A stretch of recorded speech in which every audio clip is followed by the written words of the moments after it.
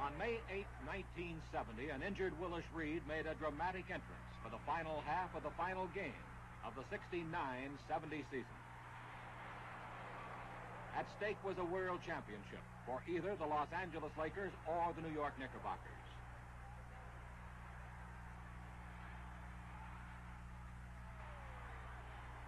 The Knicks, who had gone an incredible 24 years without a world title, and their loyal fans felt they deserved better.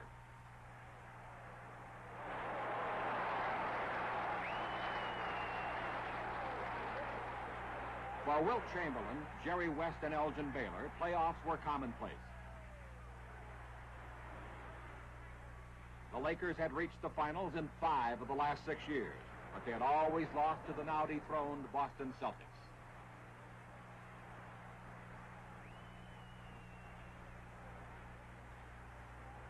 New York coach Red Holtzman hoped that the Knicks could take over where the Celtics had left off. And late in this 7th game of the series, he got his wish.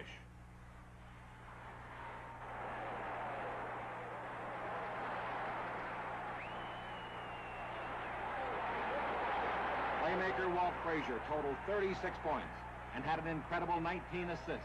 But more importantly, this final game was a tribute to individuals who had become a team.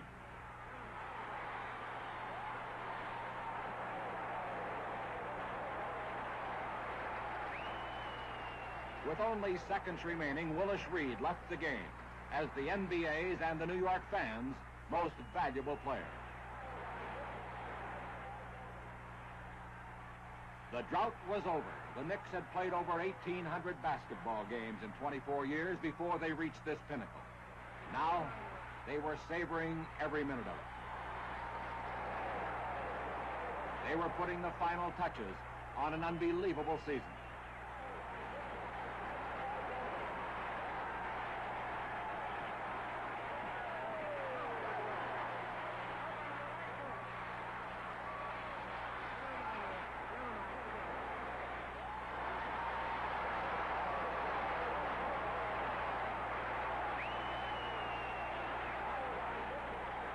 The NBA was heading into its 25th year, and they could not have wished for a neater pre-silver anniversary present than having the New York-based team win the championship. It focused nationwide attention on the sport and dispelled any doubt that pro basketball would escalate into the 70s as pro football had done in the 60s.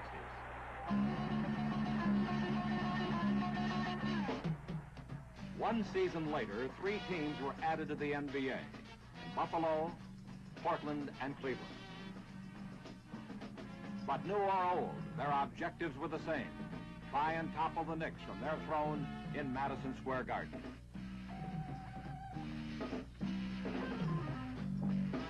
Inside these walls, 19,500 loyal subjects would arrive every game to watch their heroes defend the new title. To follow is the story of that defense.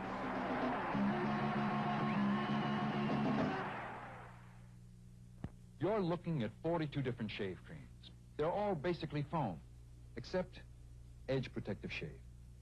Edge starts as a gel that lubricates far better than any foam, so it protects against nicks and cuts better. Then Edge quickly changes into a richer, wetter lather. But underneath the lather, the gel's lubrication is still there. With Edge, to cut yourself, you almost have to try. That's what makes Edge better than foam. Any foam. The Knicks moved into the 1971 season with the same style that had won them the championship only months before. No one needed a program to spot them because the team that had become the toast of New York remained intact. Despite the expansion draft, the champions were able to keep their top 8 men. They were a unique team where no one man dominated play. and the success they enjoyed was shared by everyone.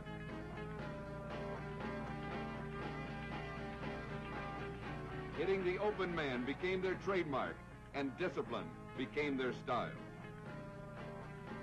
Always in the center of the action was their captain, Willis Reed, number 19. At 6 feet 11 inches, he is not the tallest center in the NBA, but he is perhaps the finest outside shooter of all the league's big men, and as such was again unstoppable. John Havlicek and the Boston Celtics were to find this out throughout the season. On March 6, 1971, they arrived in New York, and Mr. Reed quickly gave them a lesson in the art of his shooting.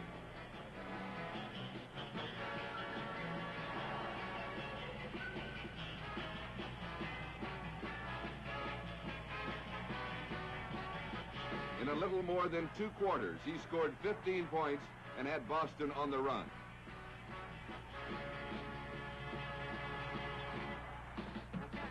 But the Celtics have a pride as deep as the Knickerbockers. The Cousies, Russells, and Joneses are gone, but a new crop has taken their place, and it seems only a matter of time before Boston comes back.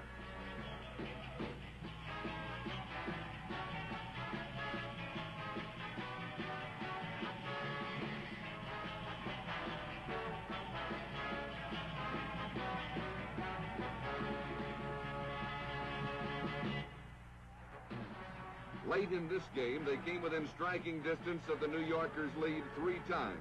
But each time they were repelled by the wizardry of another New Yorker, Walt Frazier, number 10. Boston coach Tommy Heinsohn had to witness a dazzling 39-point performance by Frazier, with 15 of them coming in the last quarter alone.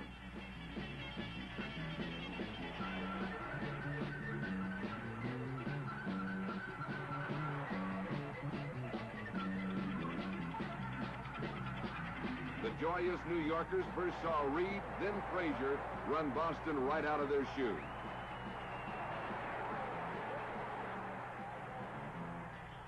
Frazier plays with such poise and confidence that it's hard to realize he's only 25 years old and only in his 4th year of pro ball.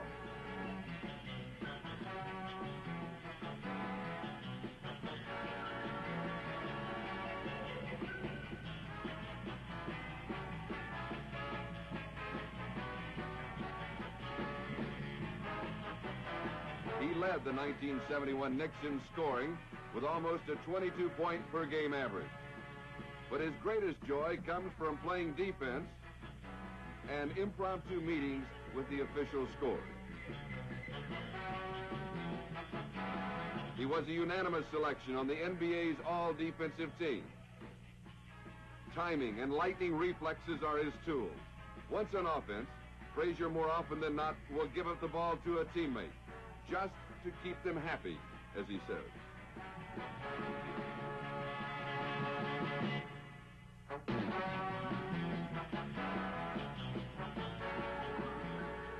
And perhaps the happiest of all is number 12, Dick Barnett, the deadliest shooter on New York's squad.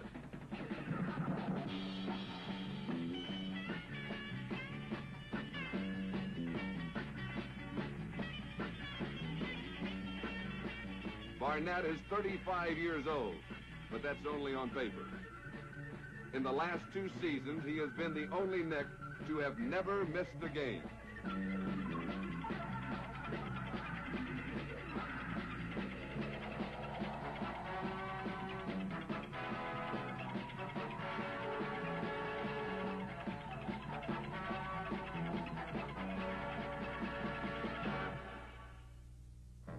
Joining Reed, Frazier, and Barnett are 2 of the most consistent forwards in basketball.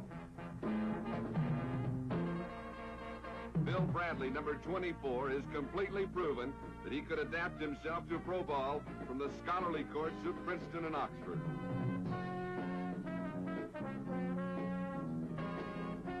For the Knicks, he has been a man in motion, never stopping, never waiting.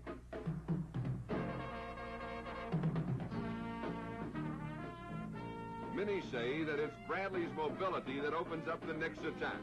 and frequently it puts him on the receiving end instead of the giving.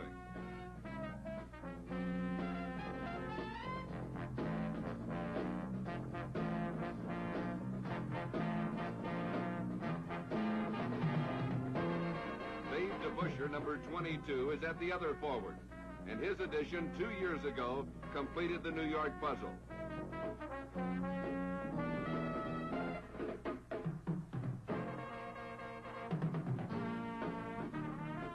His 15 points and 10 rebounds a game tell only part of the story, for the facts are there. Without Dave DeBusschere, the Knicks were also Rams. With him, they became world champions.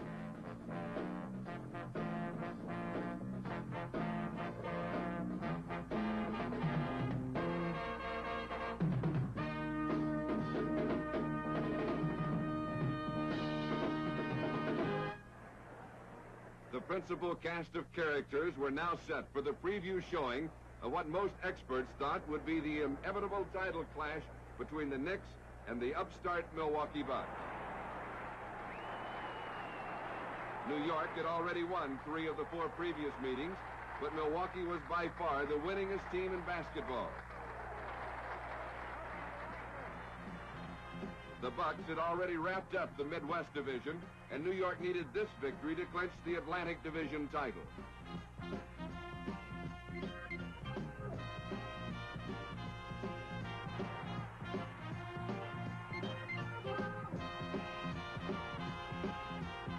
Dave DeBusschere started it off with the first of his 33 total points.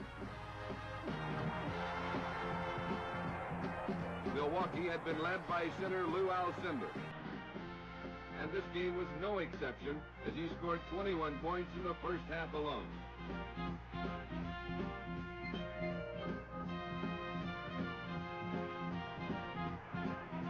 The game gave each team a chance to test each other again. But as the time grew short, tempers shortened too. And it showed on the faces of the players, the coaches, and the lovable New York fans.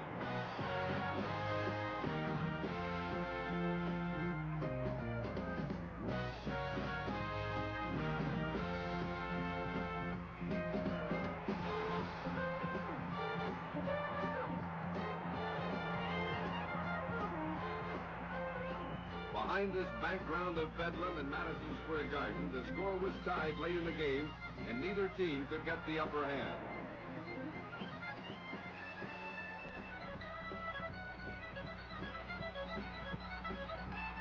Then the league's best defense finally made its presence felt and gave New York the chance to go ahead.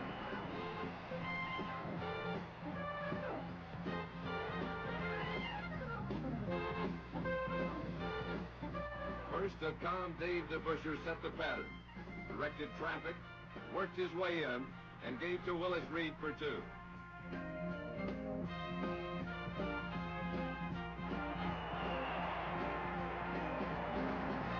Then another Frazier steal. And one more bucket by Reed, and the Knicks had made it 4 out of 5 over the winningest team in basketball. But most felt that Milwaukee would get another chance at New York in the NBA championship.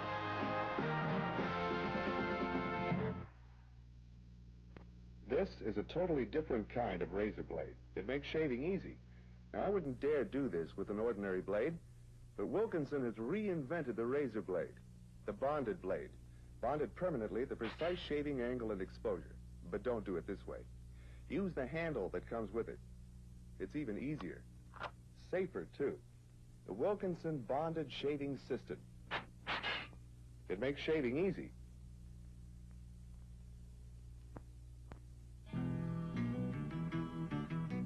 Having clinched the Atlantic Division, New York's superior bench was given a chance to really shine in the closing weeks of the season. Number 33, Cassie Russell, was injured for almost a third of the year, but his spirit and talent still dazzle the fans and opponents alike.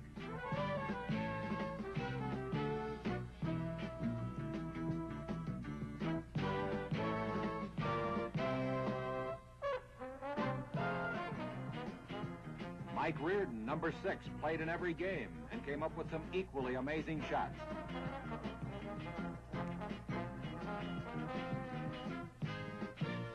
But the true accolades must be saved for number 9, Dave Stallworth. In 1967, after a near-fatal heart attack, the big question was whether he'd even be able to watch another NBA game. And now, 4 years later, Dave was averaging 10 points a game as one of New York's dependables.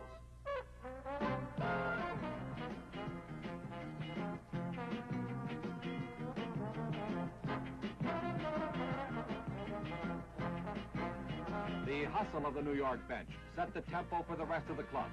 And from number 18, Phil Jackson, to little number 5, Mike Price, New York was ready and willing for the start of the 1971 playoffs.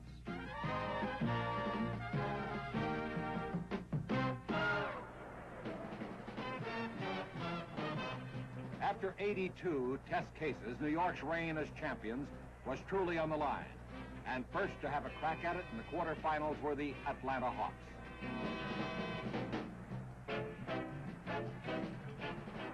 Atlanta had played sporadically in the first half of the season, but mainly because of the improvement of rookie Pete Maravich, number 44, they finished exceptionally strong. The series evolved into a ballet of cat and mouse between the young offensive sensation Maravich and New York's brilliant defensive ace, Walt Frazier.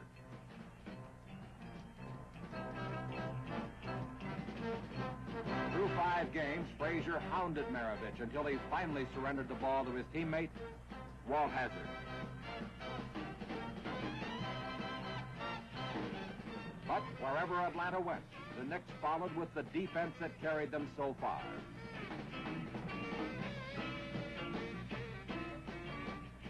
Now it was Bill Bradley on Lou Hudson. And then Reed on Walt Bellamy. Once on offense, Frazier showed the rookie one of the finest moves of this or any other season.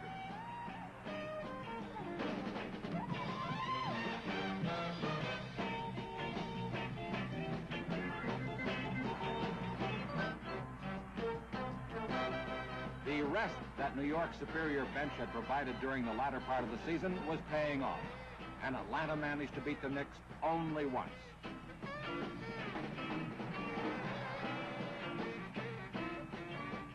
Particularly inspiring was the mobility of Willis Reed. As Reed goes, so seem to go the Knicks. Big number 19 has been slowed recently by sore knees and a sore hip. Now on the last play, as the Knicks were wrapping up their 5th and final victory over Atlanta, Reed injured his shoulder in a freak collision with Walt Bellamy.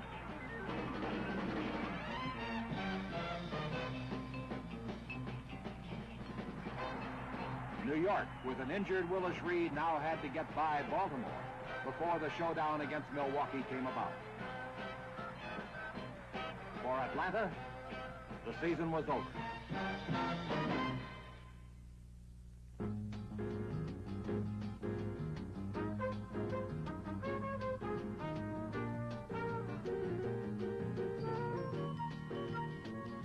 J-Wax Kit. It's the pre-softened paste wax. Kit liquefies as it hits the finish. Slides on easy. There's no easier, faster way to get a long-lasting paste wax shine, unless someone else does it for you. J-Wax Kit.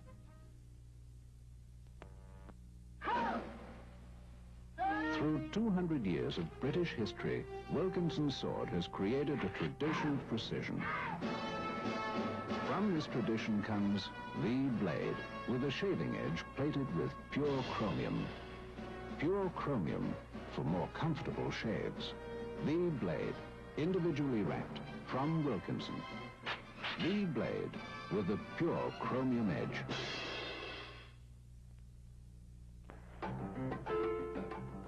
The flashy orange-clad Baltimore Bullets were the Knicks' opponents in the semifinals. And Willis Reed found out early that between his sore shoulder and the aggressive Bullets, this series would prove much tougher than Atlanta.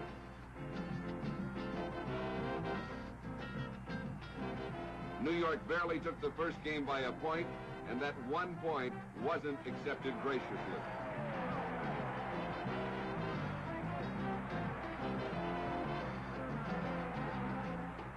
Once the series moved to Baltimore, the Bullets came to life behind the dazzling antics of number 10, Earl Monroe.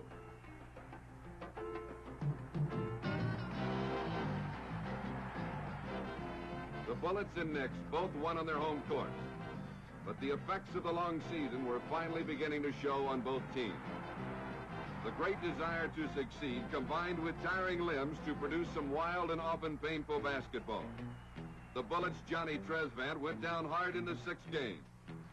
Willis Reed's right knee buckled in the 7th. With the series now dead even at 3 wins apiece, the play got even rougher. New York held a 4-point halftime lead, which Baltimore got right back, but the tempers on both teams were getting tighter than the score.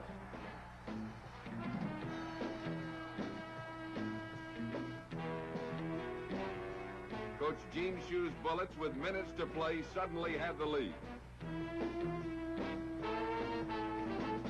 New York was scrambling for every opportunity to come back, but the drain of their long championship year was showing through. The Knicks trailed by 3 points with 1.5 minutes to play. New York's fiery leader, Red Holzman, had been named NBA Coach of the Year after the Knicks won the championship 1 year ago. And like his players, he knew what it was like to be number 1, and like them, he wanted to stay there. After a New York free throw, Baltimore's Earl Monroe increased their lead to 4, and time was running out. Willis Reed cut the margin to 2 points.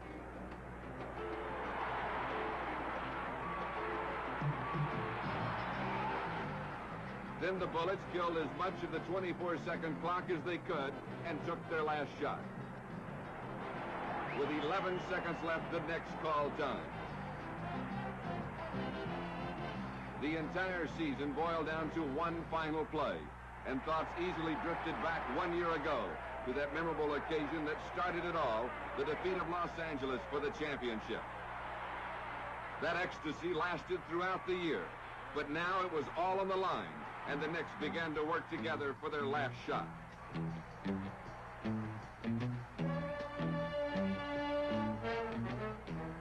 Frazier handed off to Bill Bradley for a shot at the buzzer, but Baltimore's Wes Unseld tipped the ball, and it was all over.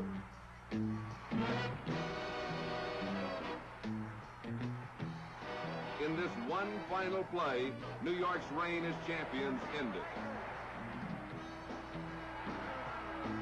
The Knicks had wound up as the second winningest team in basketball, but it would be Baltimore meeting Milwaukee in the final. They had almost won it all again. It was as simple as that. They stood pat with the entire championship squad for the 71 season. For 1972, one change is going to be made. The popular Cassie Russell has been traded to the Warriors for their all-star forward, Jerry Lucas.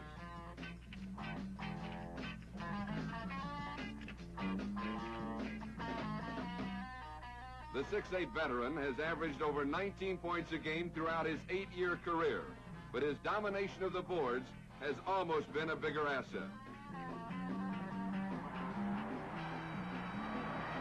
With Lucas added to their impressive roster, the Knicks should again make a run at the top, for they have seen what it's like to be there, and New York's loyal fans can't wait.